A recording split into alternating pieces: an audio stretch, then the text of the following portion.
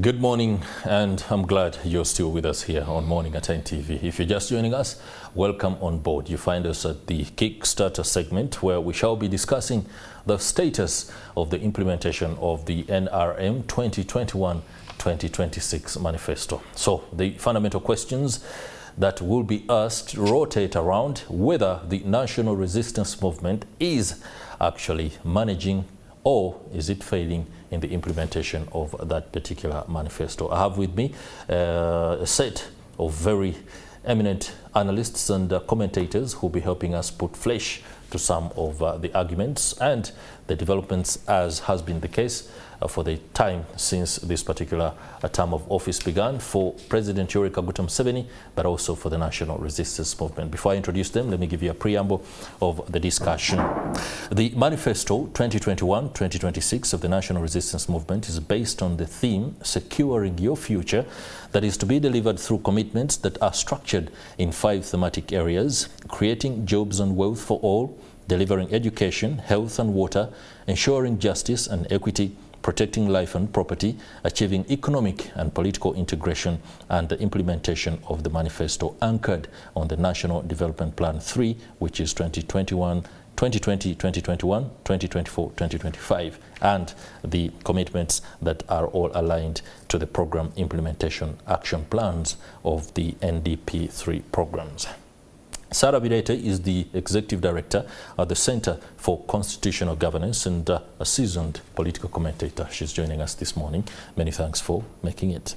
Thank you for inviting me, and good morning, viewers. We are also joined by Simon Mulongo, Ambassador Extraordinaire and political analyst. Many thanks for making it this morning. Thank you so much, and I'm happy having time with you here. You're most welcome. The topic today is one that may be uncomfortable for some out there: the need to excavate how far achievements have been made or reached in as far as implementation of the manifesto of the governing party, which ideally makes it effectively the government. There was a midterm review that looked at the performance, and before I come to you, ladies and gentlemen, let me first just take you through what was agreed as the reality. The meeting was held on the 25th of April, and according to the Manifesto Implementation Unit Director, Mr. Willis Bashasha, the midterm review findings follow 2.5 years of the implementation process, and the showing is that 35% of the commitments stated in 2021 have been achieved, while 46% of commitments are still ongoing. Now, the 46% commitments are still ongoing statement speaks to the fact that maybe if we describe certain aspects as failed, that is where they fall, ongoing, according to the chief of the implementation unit. However, the challenges, as mentioned, include delays in land acquisition, high debt burden, high levels of corruption, limited resource envelope for development projects.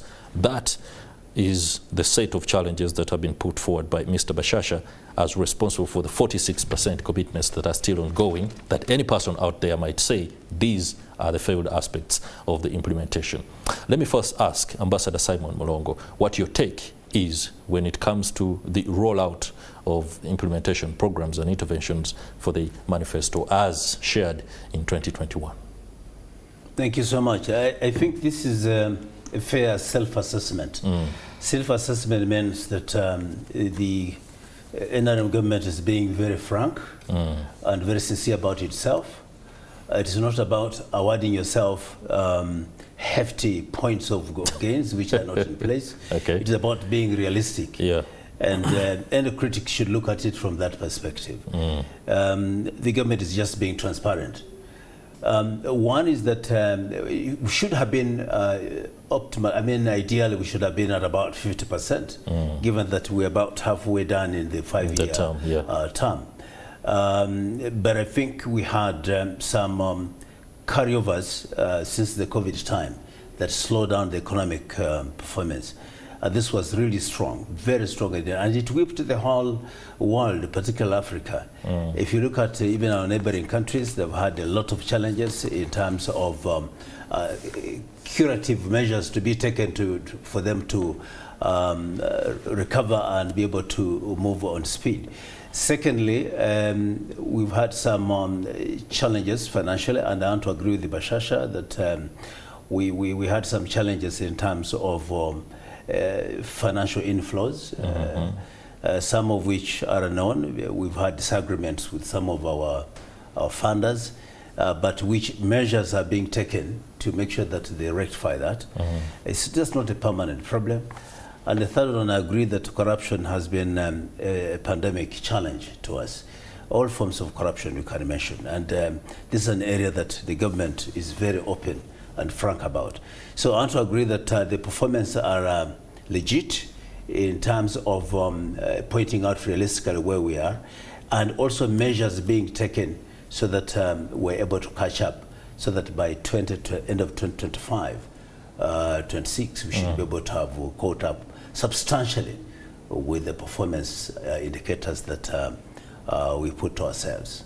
Sarah Birated, you agree with Ambassador Simon Mulongo's very apparently frank assessment? Well, that's what is expected of my friend Ambassador Mulongo, because in assessing a regime manifesto, there are key factors you need to look at. You need to examine the goals and policies of that manifesto, feasibility and its potential impact. But also you need to consider coherence with the national programming, practicability of that manifesto, alignment with values, and as well as potential consequences on the especially vulnerable members of society.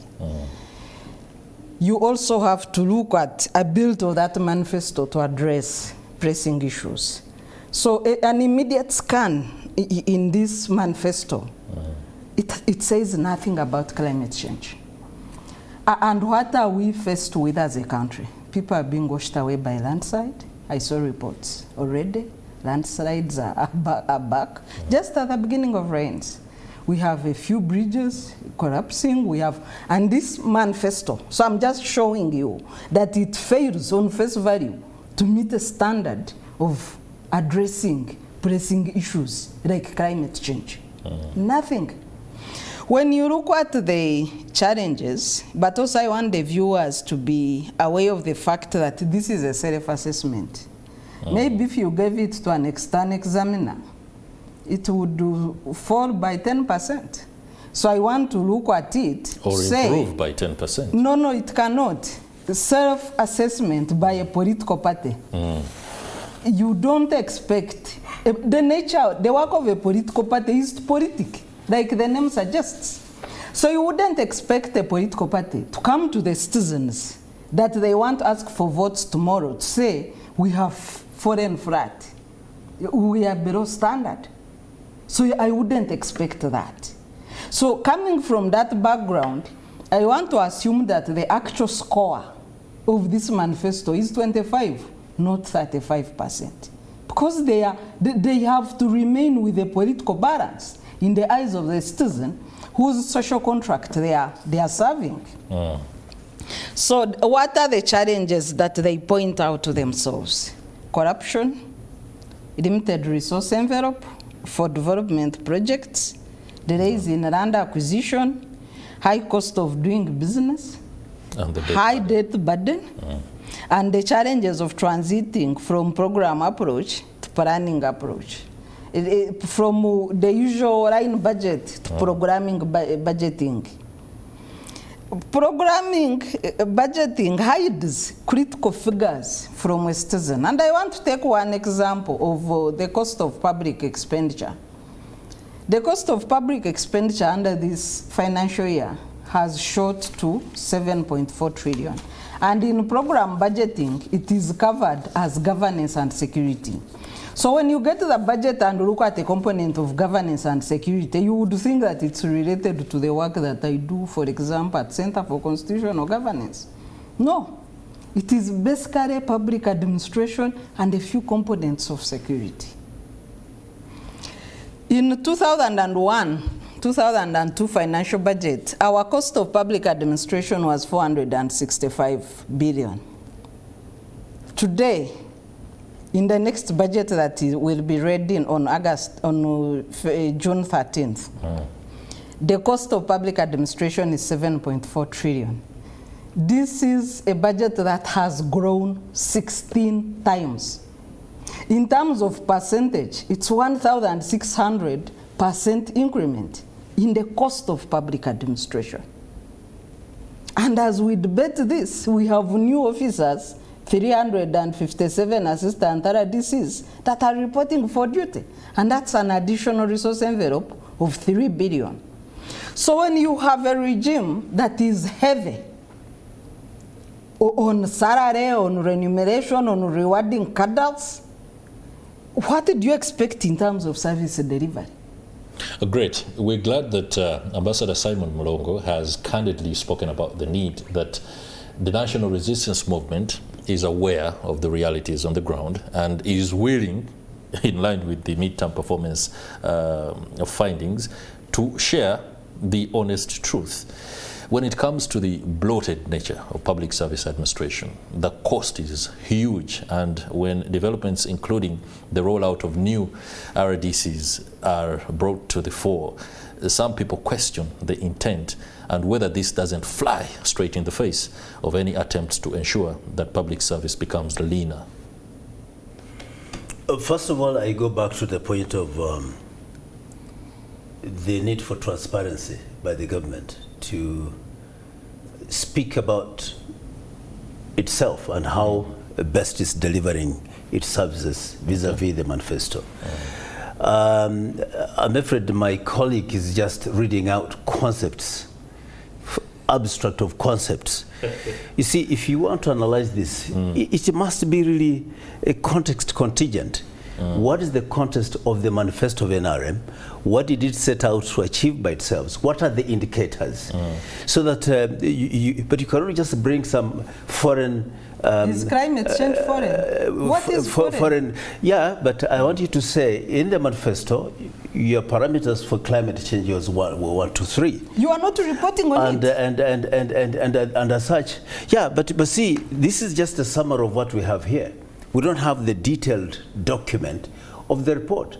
And as such, you cannot say some elements were left out. Yeah. Because performance is based on each and every indicator. I must make it clear that Dr. Willis Bashasha was, I don't know what, unable to make time for us here on Morning at NTV. He could have shared sufficiently the nitty-gritty in terms of content of that particular. But I do understand that Brandon Chintu, the spokesperson of the NRM Parliamentary Caucus, who is also MP for Kagoma North, will be joining us a little later. So I hope the entire scorecard will be available, and then tell perhaps us about climate change, and then we shall see. Okay. Yeah. So the point I'm saying is that we cannot just begin attacking elements of the report that we don't have, because the assessment is based on indicators holistically, as they were stated in our manifesto. And so I thought that our colleagues to begin just creating exams for themselves and state that we've failed simply because you're using your own parameters. Okay. If you want to examine me, then go by the syllabus and the content of my study. And then you can say you did not cover this, but you cannot create your own exams. The other one is really being so negative outrightly. You know, in this country, there's a tendency by the opposition to look at something, and then they just want to outrightly look at it without even trying to be mindful of anything. Are you suggesting I am not. I am from the civil society. Yes, and I want to go to the appointment of. I want to agree that the budget for public service is quite heavy, and if you look at the growing budget requirements for us to manage local government, for example, has expanded greatly, but there is a reason for it. Shouldn't it worry you? Yes, it is worrisome, but you see, it is give and take. If you want to have an effective run local government with people who are employed and deployed to do certain work, for example, to enhance mobilization, to monitor and report, to ensure effective assessments and so on, then you cannot do without having certain personnel on the ground. We have not mechanized and digitized our service delivery mechanisms for purpose of assessments. We need personnel. We need human beings out there. So I think, yes, I agree with the Dr. Birete that the budget levels have gone high and actually arguably increasing. But at the same time, there are justifications for them. That we need some work, we need some activities to be done. So it is not for nothing. It is for a purpose. And this purpose has been well articulated, and to the extent that even the financing mechanisms required for funding such services have been earmarked and obtained for it. Okay. So just having a high budget element is not enough to say that it shouldn't be required. A service should not be required. Okay, I'll be going to Sarah Birete for the next transitory aspect, but let me stay with you, Ambassador Mlongo, on the low-hanging fruits when it comes to implementation of the manifesto, and what building blocks are available for realization of the greater good when it comes to the rollout of the various interventions. We particularly see a lot of fanfare around the parish development model and how it is going to be the magic bullet after so many other interventions spectacularly failed. Is this also something that is realistic on your part? Do you see the parish development model as the lowest hanging fruit that should provide impetus for the achievement of the greater aspects of the manifesto? Yes, the answer is yes and no. And Dr. Birete will agree with me as a scholar that there are many perspectives to every school of thought. I personally have reservations about cash-based.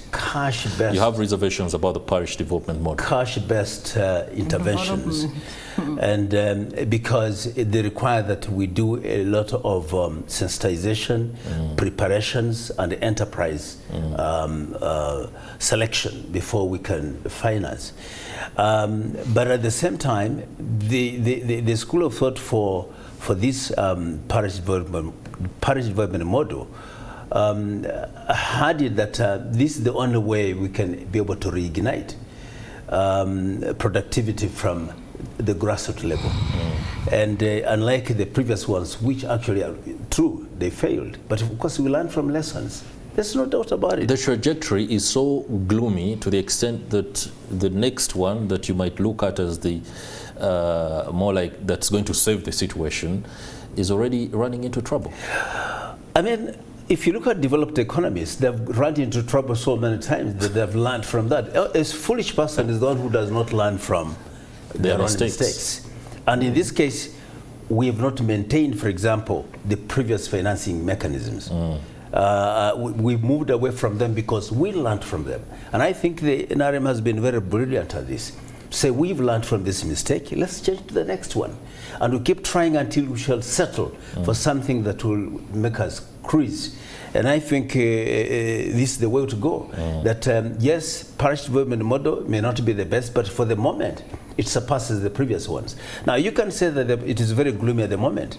I come from an area where the development model is working above the average. And in a Misindwa district, in my area, my Bukiabi sub-county, we have... What sub-county is that? Bukiabi. Bukiabi? Yes. Where is that? In the Misindwa district. Yeah. It's the only sub-county in the whole country that has that name.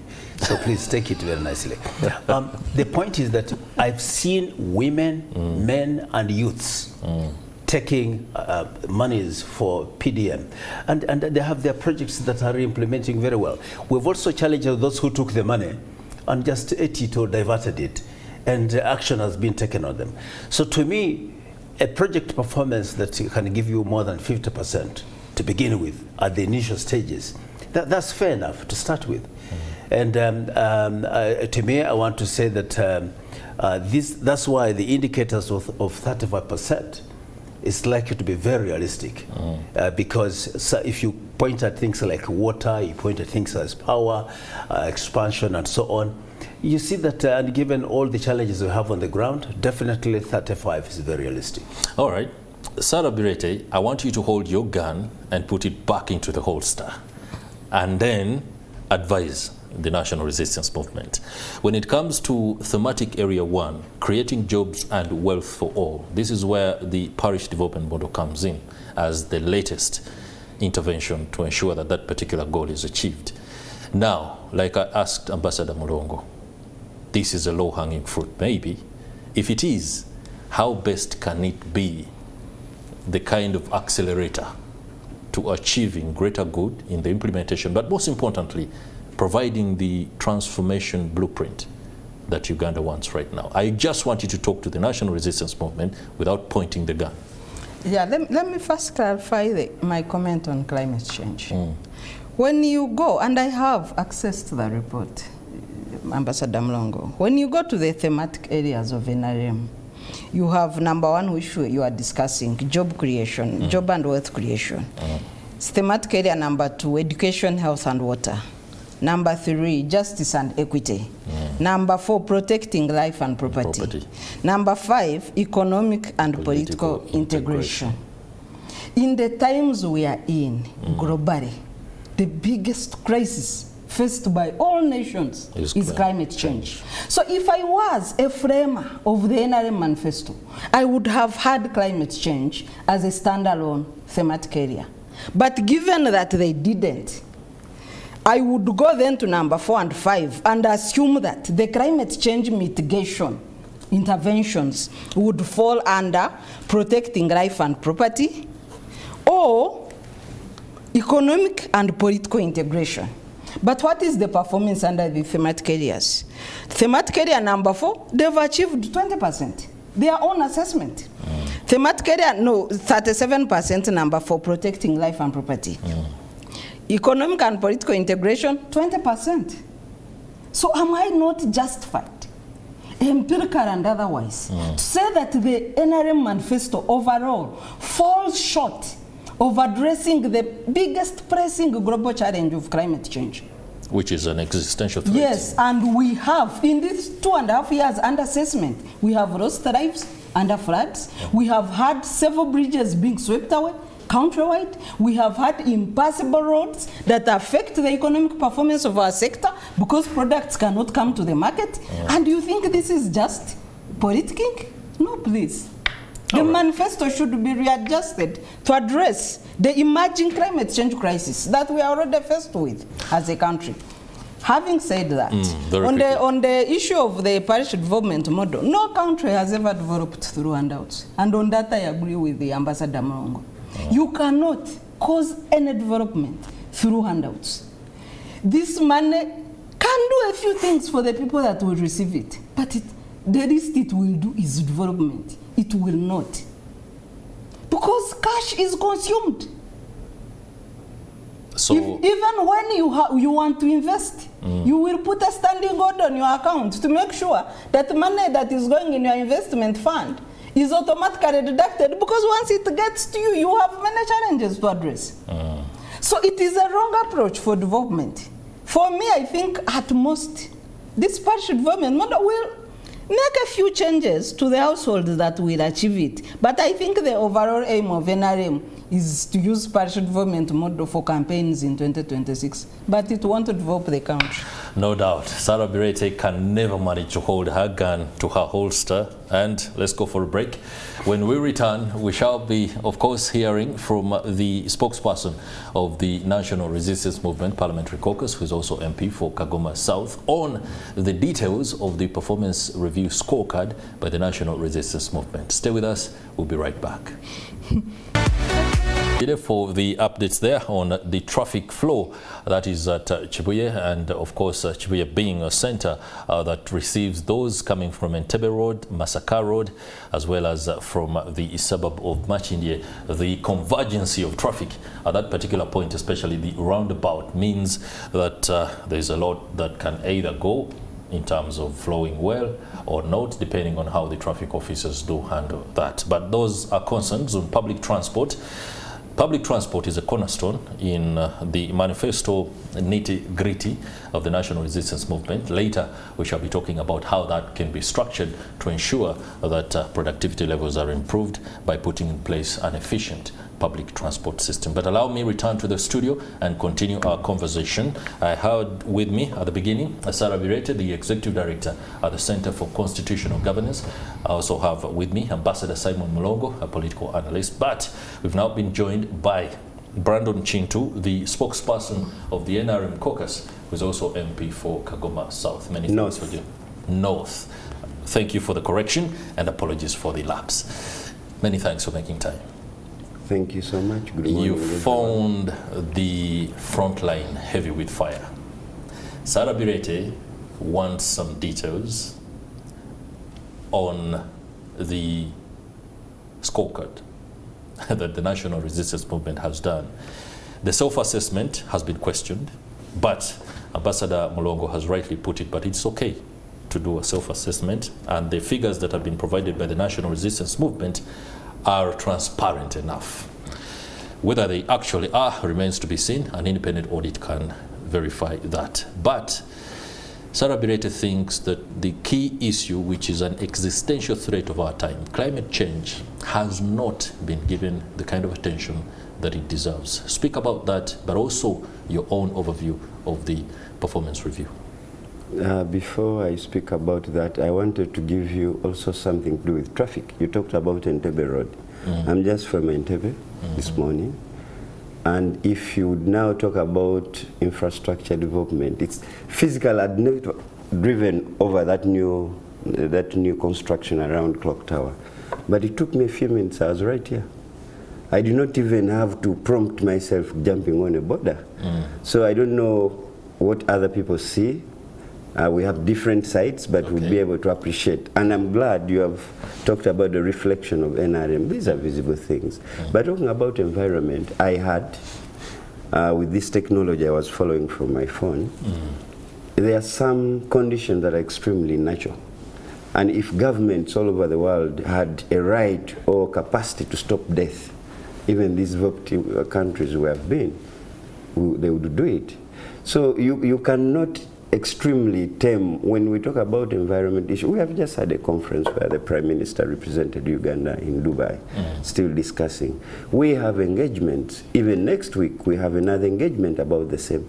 But there are natural conditions that you cannot blame. When we've been off air here, Ambassador was saying, yeah, well, this is not an organization, a civil society organization. We appreciate how they check the governance and the systems in the country, and we need them. They do a lot.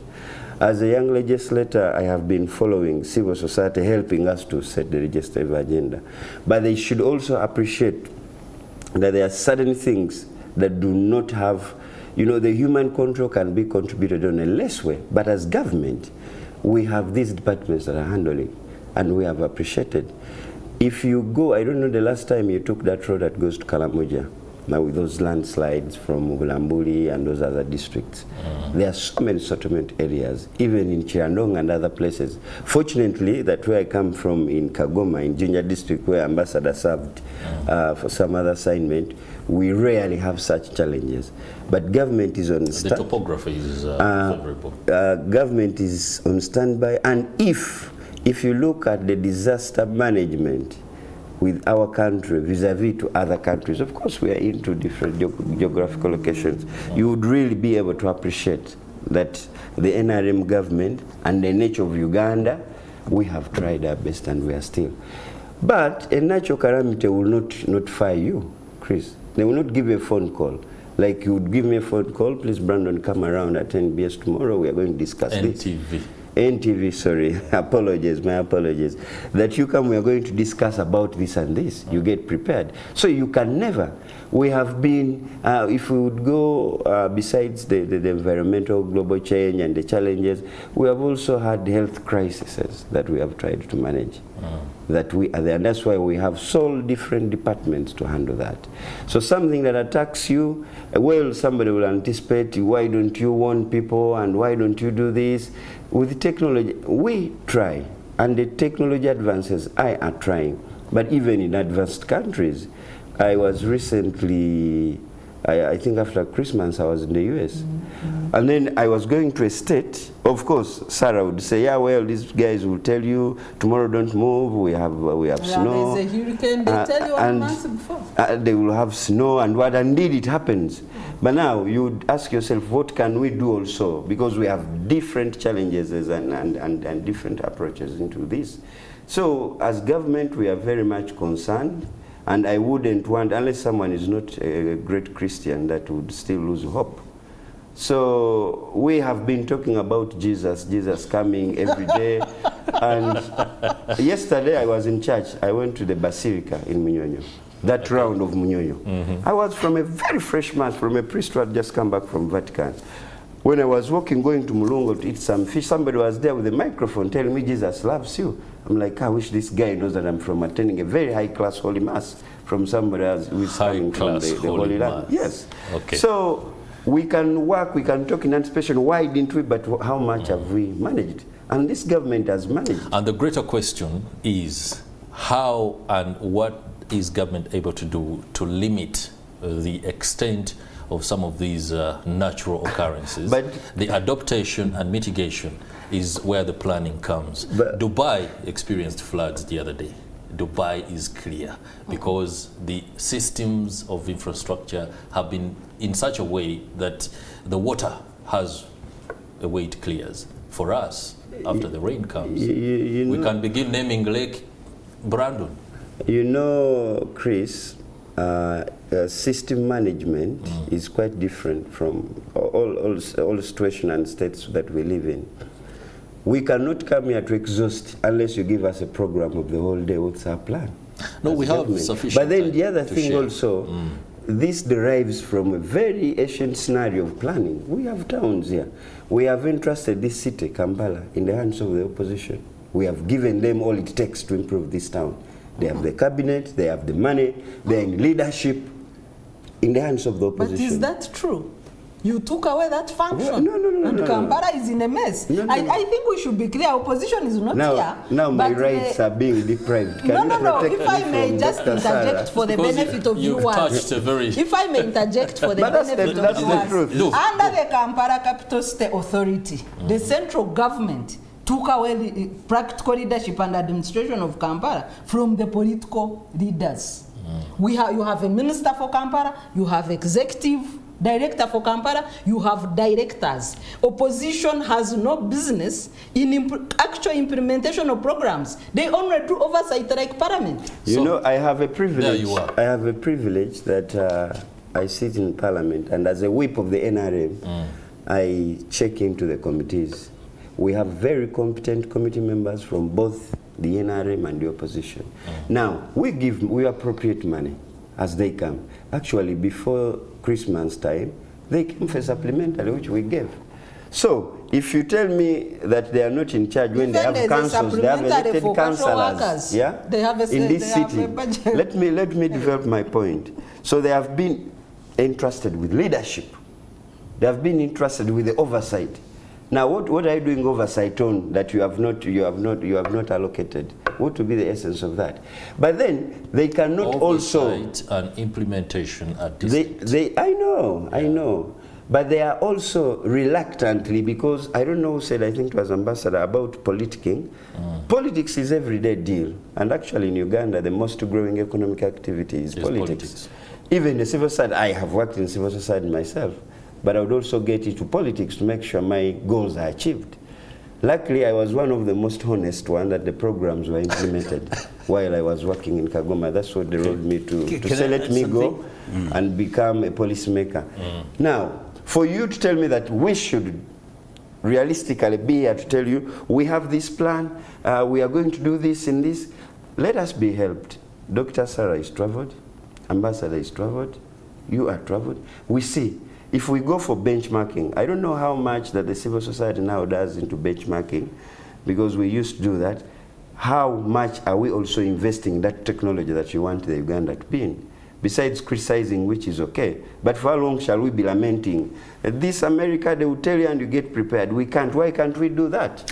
When it comes to benchmarking, I can authoritatively assure the panelists and the viewers that Uganda holds a very pivotal or utmost position when it comes to wastage of resources on projects that are supposed to be But you're moving to another subject before I come. I was only trying to ensure the benchmarking aspect is well understood. We do a lot of things that wouldn't give the other guys that we want to offer a benchmark platform something to take home. But there's something you wanted to interject? Yes, I just wanted to really put clear the assertion by Dr. Birete that the NR manifesto is devoid of climate change and therefore is not sensitive to our existential challenges. Existential threat of our time. As I said, I have not access to the detailed report. But this very... How can you know that it is exhaustive? But you have the manifesto. Yeah, because the fact that I've not looked at an exhaustive report, what I saw was what was captured by the media. You have the manifesto. And for that matter, I cannot, I'm talking about the report, performance report. In terms of climate change, under the Minister of Water and Environment, we have a whole commissioner that is appointed to be responsible for climate change impact in this country. And there is not only just a budget, but also the activities, and a national adaptation plan that is in place, if you did not know. You see, there are cross-cutting programs that may not be mentioned in isolation like you wanted to. You know, we have different styles of going about business. The fact that the cross-cutting activities, including climate change, doesn't mean that we don't care about it. We do. And right from our meteorological department, which gives us forecasts, despite the challenges due to climate change, to those activities that we do on the ground to help. If it means looking at and resettling people who are affected by landslides, if it is about Kasese with flooding and so on, we've had a number of response measures that we do. They may not be as substantive like elsewhere, but actually they're in place. It doesn't mean the government is insensitive about this. So I just wanted to debunk the idea that the fact that it's not mentioned as a headline, therefore climate change is not an issue to the NRM government. I think the problem arises from the two aspects of crisis management and disaster preparedness. Can I just have a When it comes to second? crisis management, that's where interventions fall.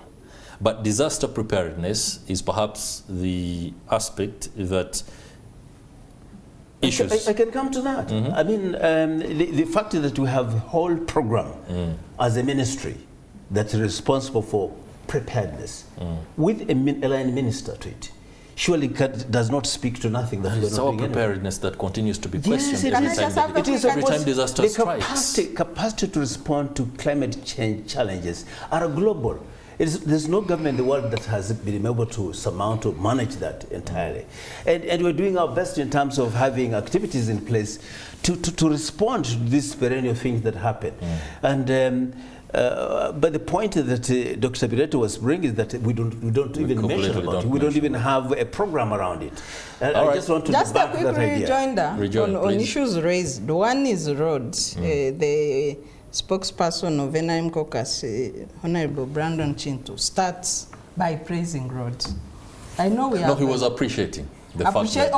appreciating the two... He used it, and it was flowing, and he was able to make it in time. Majority listeners of this program are based in Kampala Metropolitan. Okay. We know the crisis of roads. We have pit holes in Kampala. Every road, not even potholes, we've gone beyond pit holes. So we have no roads in Kampala Metropolitan. Wow. So the second issue I want to quickly point out is that Uganda is still using a disaster management approach instead of preparation for climate change. So we are still working with the post-mortem, ordinary disaster response and management, instead of preparing.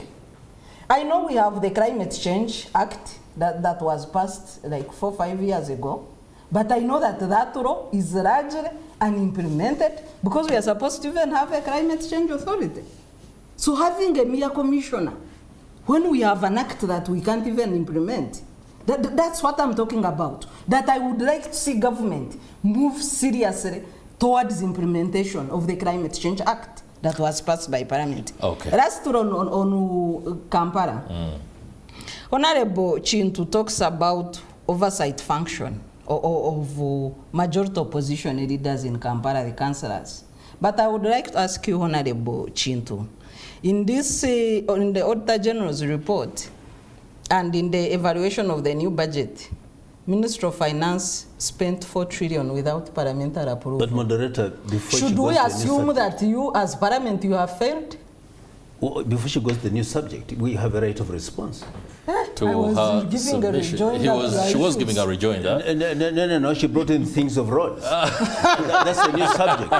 You see, I'll consider that a footnote for now. We shall come to that. I know we've tackled thematic area 1. Later, we shall be talking about other thematic areas. So that yeah, we but can then be able she to shouldn't bring in new items contextualize. before we go to that. She's had your prayer.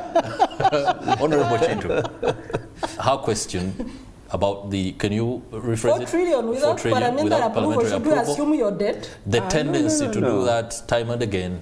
But we also have what we call, and what they call, what I found, the Honorable Simon also has in Parliament, called budget. You know, you look at the priority. You look at the priority. But these are other things that even doctor knows, but we can discuss in details. Which things?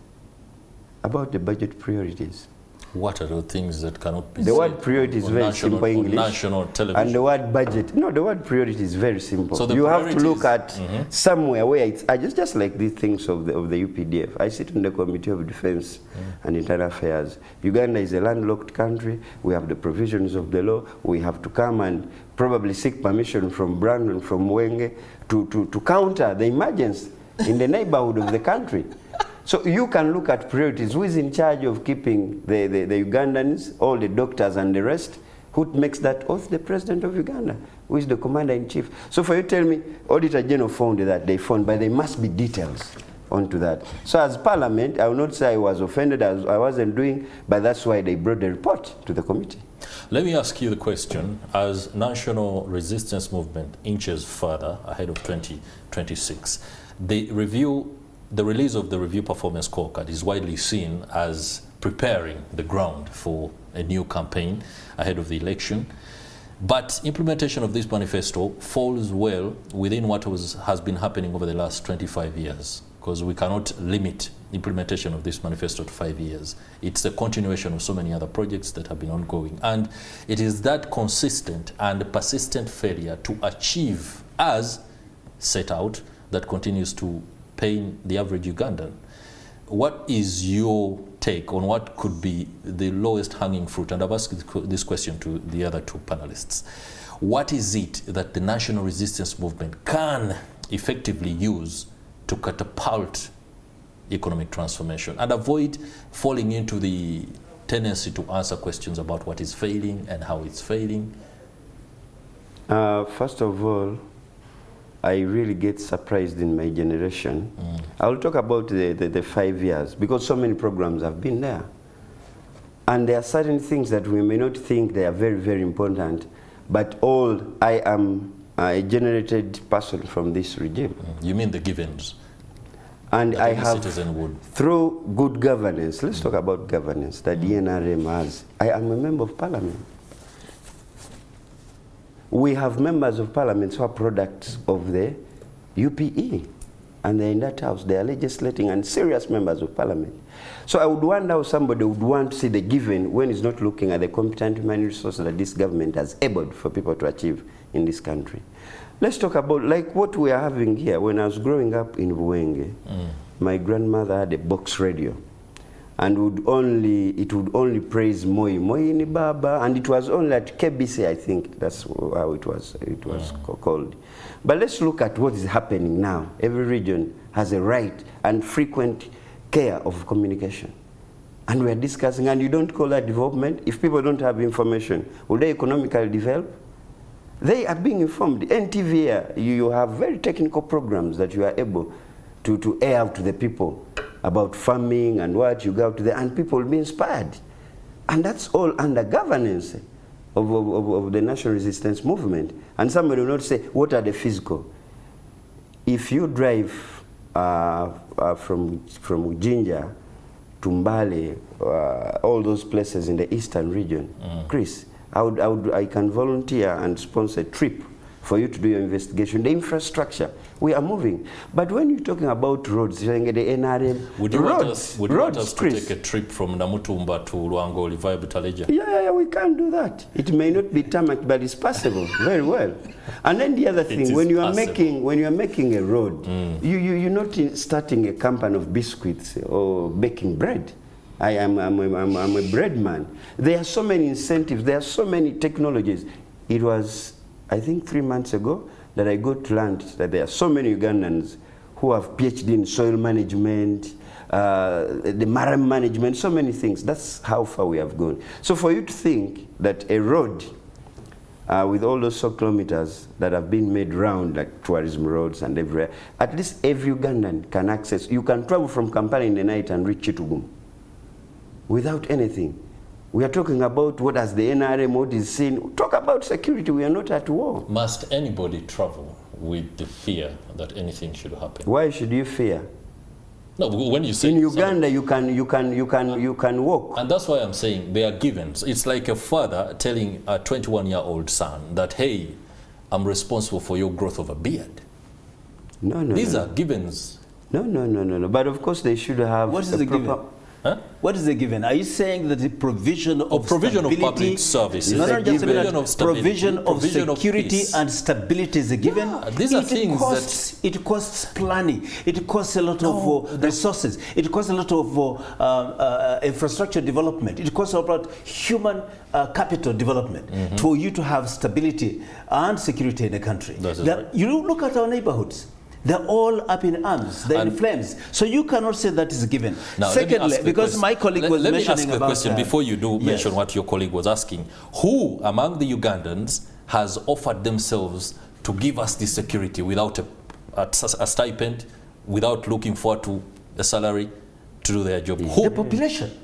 The population of this country actually secure the villages more than even the government is able to do, because they're the ones who are the source of information. They're the ones who tell us what is going to happen or something wrong. And that is what we call popular intelligence. It is not paid intelligence. It's not about managing some contact somewhere. Okay. So this voluntary information that they give government helps government to make decisions that actually enhances stability. It is not a given. It doesn't happen anywhere. And so when somebody out there says that we are fine because we can sleep, that is something you find plausible. When somebody says we have peace, I think we can sleep. So if anything else is not going as it ought to... I know where you're driving to, but let me tell you that the issue of being fine and sleeping is not automatic, because there are places where you... So we shouldn't demand healthcare, we shouldn't demand better roads, we shouldn't fault the government on collapsing bridges. You're mixing variables. You're mixing variables of other requirements for livelihood. But you spoke about the interconnectedness of all interventions just a few minutes ago. Exactly. But you're saying, what are the low-hanging fruits?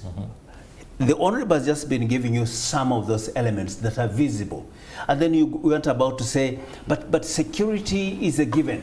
In other words, it's like growing a beard. It is not a given.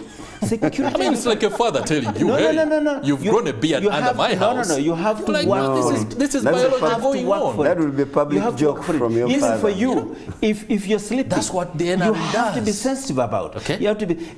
You cannot say that it's a given.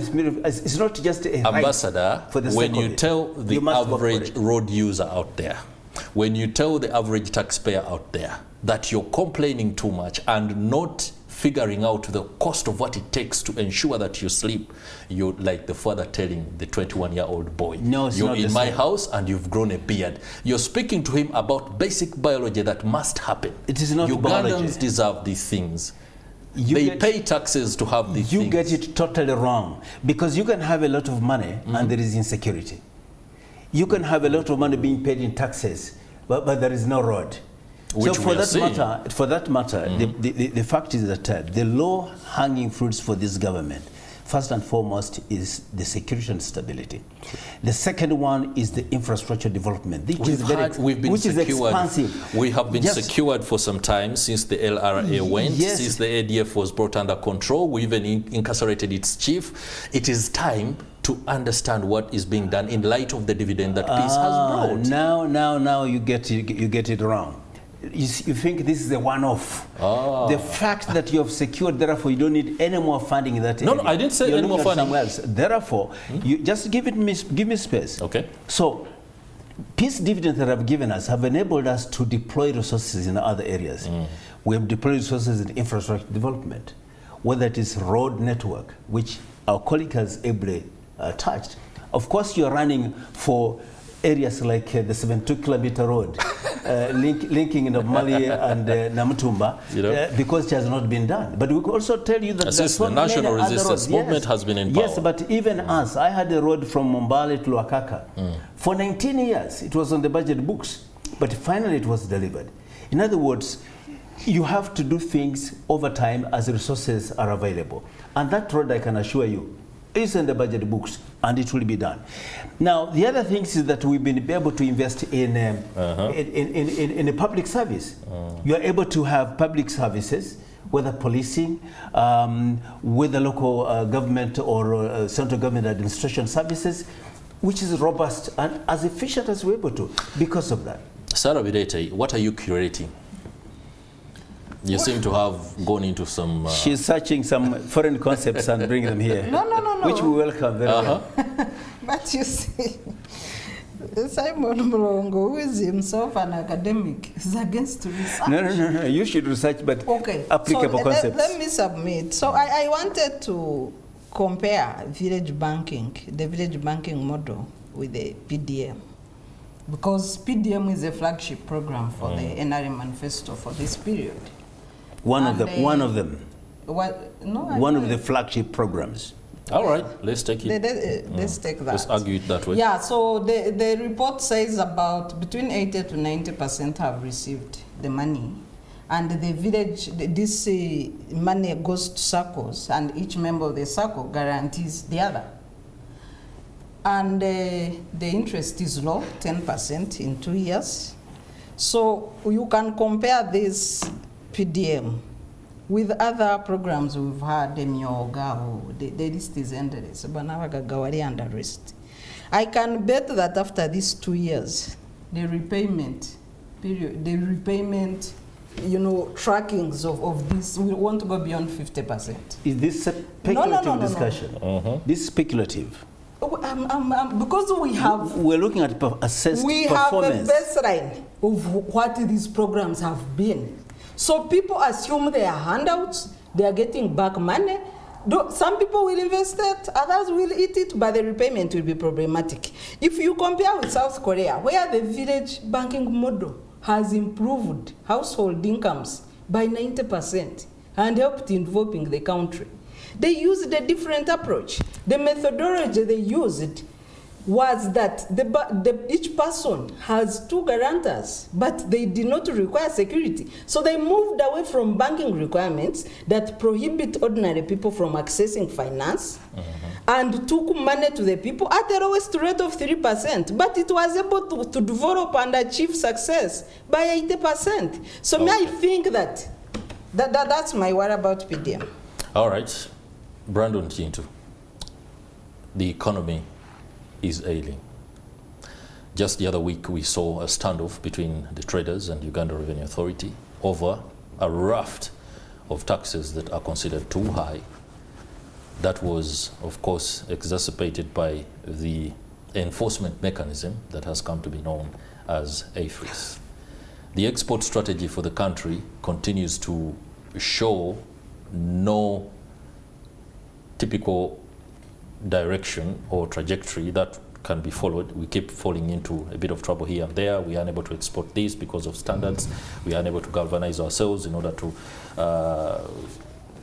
benefit from the East African market.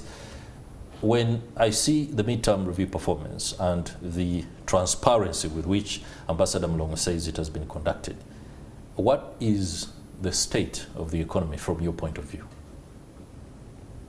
Uganda is a developing economy. And where I see Uganda, we are getting into a private sector-led economy. Okay. And I don't understand how you can default that looking at what are the situations. That's what Ambassador is telling you. The situations that bring people to work together and also develop their country. Because at the end of the day, when you talk about poverty, I think it really touches us in the different levels. If you go to a supermarket, the price tag for any other citizen is the same price tag for you, a celebrity who is on national TV every day. I'm a humble lad who they will not give you an instruction. Now this one is a member of the parliament. This is Dr. Sarah. She must have these prices.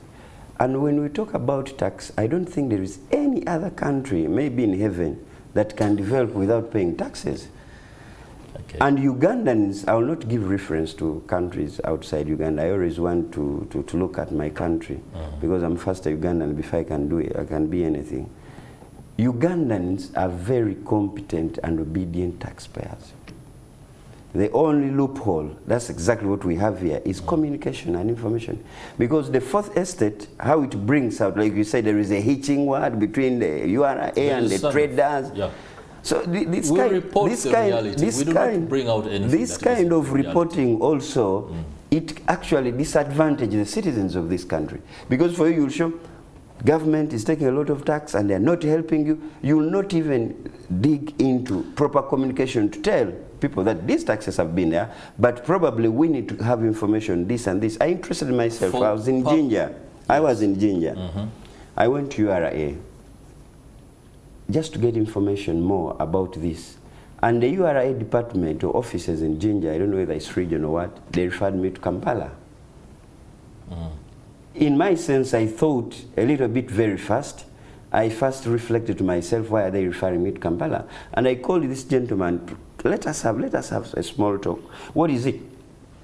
I saw a gap there in between. Because people are saying this is a new thing, they've never heard about it, but it's been in the system, only that people would need the information flow. And that's a very important thing, that we expect you people, as you blame government and the rest of the parliament, institutions, how much have you, besides your reporting, what you think is fact, how much have you gone into to make sure this information is perceived well and people are getting to understand?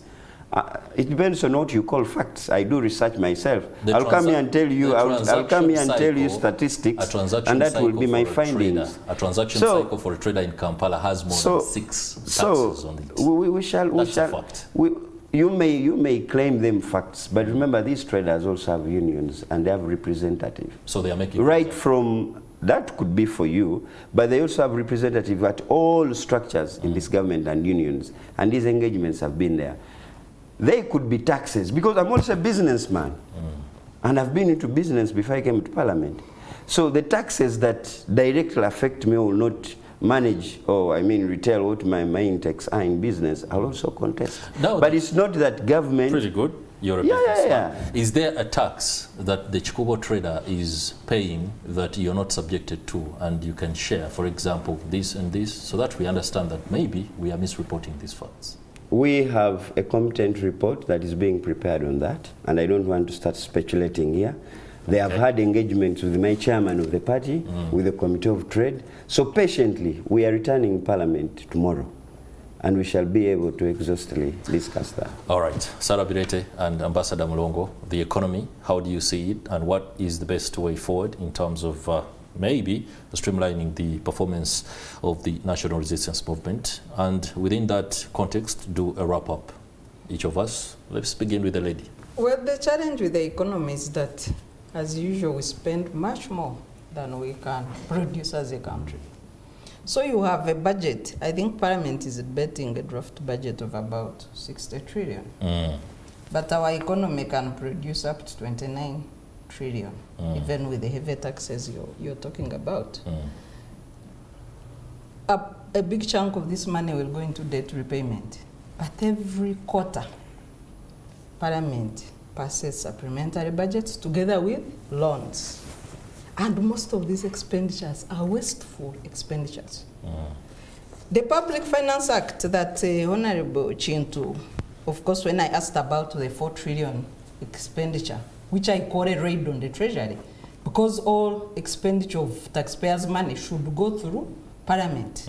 Finance can only change 3% of the approved budget. So when the Minister of Finance spends 4 trillion way above approved funds or unapproved funds, this is a raid on the Treasury. And Parliament is not bothered, of course. So when you have this kind of failure of oversight, failure to term expenditures on public, of course, public expenditure that is consumptive, 7.4 trillion, just going into salary and creation of idle offices like assistant RDCs. So the president has 3 representatives now in every district. RDC, deputy RDC, assistant RDC, and Parliament is busy, they see nothing wrong with that. On the other hand, they are trying to confuse citizens that they are rationalizing agencies, cutting down costs, but creating more useless jobs to take away taxpayers' money. When you look at the data from URA, 93% of the biggest taxpayers, from 5 billion to 100 billion, have gone out of business. Data from URA. 93% of big taxpayers in this country have closed shop. But they will take to the same podium and tell you that the economy is growing. Of course, we have a lot of fortified figures, and I think we have a problem with our economy in this country. We have a problem with the political baggage that is bloating the public expenditures, and of course, high taxation that will take businesses out of jobs. All right, Ambassador Mlongo. If Dr. Bidet had spoken wrap it up, differently, I would be very shocked. On the economy, wrap it up because, on the economy. First of all, the model of South Korea in terms of financing community programs, these are comparing an orange with a mango. The economy of Korea is totally different. It's a robust economy. If you look at per capita alone in Korea, it's totally different. It's like 150 times that of Uganda, so you cannot even compare the two. So are the circumstances. Coming back to the economy, first of all, there is a measure, a general measure of taxation. What is the taxable income as a ratio to the GDP? And any given country economists will advise you, and Dr. Birete will agree with me that there is usually a relationship, and that relationship is between 16–18%. And if Uganda is still at 13–14%, then definitely there's a loophole. Either there is a challenge with the collection methods, or there's a problem with the process itself. So I think our people complaining, of course, as I agree with the Honorable, that either there's a problem with the information, either there's a problem with the mobilization, because they should know what they're going to be taxed about. Sometimes we don't even mobilize them adequately and explain to them. Otherwise, generally the economy, even given the region of East Africa, Uganda's economy is performing relatively well. We've not had a crisis like some countries have had, where they have even no salaries, no monies to pay. No, don't interrupt, because finally, fake data. I don't know, what is the fake data? Lay it on table. Show us, lay it on table, because that is speculative. That is speculative. All right, and gentlemen, we should act on facts. Gentlemen and lady, out of time as far as the Kickstarter is concerned. My colleague Stephen Mbide will be coming to us shortly after the break. But of course, many thanks to you, Ambassador Simon Mlongo, political analyst and a renowned actor within what's the place? The name? Bukiavi Sub-County. Wow, Bukiavi Sub-County. And of course, Sarah Birete, Executive Director at the Center for Constitutional Governance, as well as MP Brandon Chintu, spokesperson of the NRM former candidate of Shenye District, and MP for Kagoma North. It's been a pleasure having you on the show this morning, and we are emboldened by your perspectives in sharing what the implementation process of the 2021-2026 manifesto of the National Resistance Movement is concerned. Let's go for a break, but do stay with us. We shall be returning with an update of what's happening on the ground with Stephen Mbide.